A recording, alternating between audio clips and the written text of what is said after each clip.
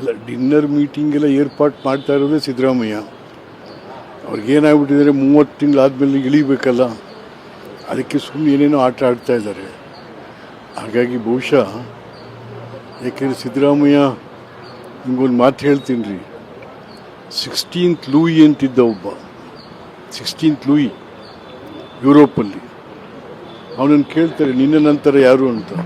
ನನ್ನ ನಂತರ ಜಲಪ್ರಳಯವಾಗಲಿ ಅಂತ. ನಾನು ಜಲಪ್ರಳಯ ಆದರೆ ಒಬ್ಬರು ಉಳಿಯೋಂಗಿಲ್ವೇ? ಹಾಗೆ ಸಿದ್ದರಾಮಯ್ಯ ಇವ್ರ ನಂತರ ಜಲಪ್ರಳಯ. ಕಾಂಗ್ರೆಸ್ ಇರಬಾರ್ದು, ಯಾವನೂ ಇರಬಾರ್ದು.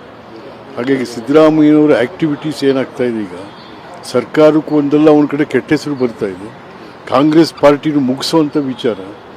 ಹಾಗಾಗಿ ಇದು ಡಿನ್ನರ್ ಪಾರ್ಟಿ ಬಿಡಿ, ಅದೇನು ಏನಪ್ಪ ಅಂತ ಅಂದರೆ, ಇದಕ್ಕೆ ಸಿದ್ದರಾಮಯ್ಯ ಮುಂದುವರಿಬೇಕು, ಇಲ್ಲ ಅವ್ರು ಹೇಳಿದವರು ಆಗಬೇಕು ಅಂತ. But it all depends upon high command ಏನಂತ ನೋಡಬೇಕು.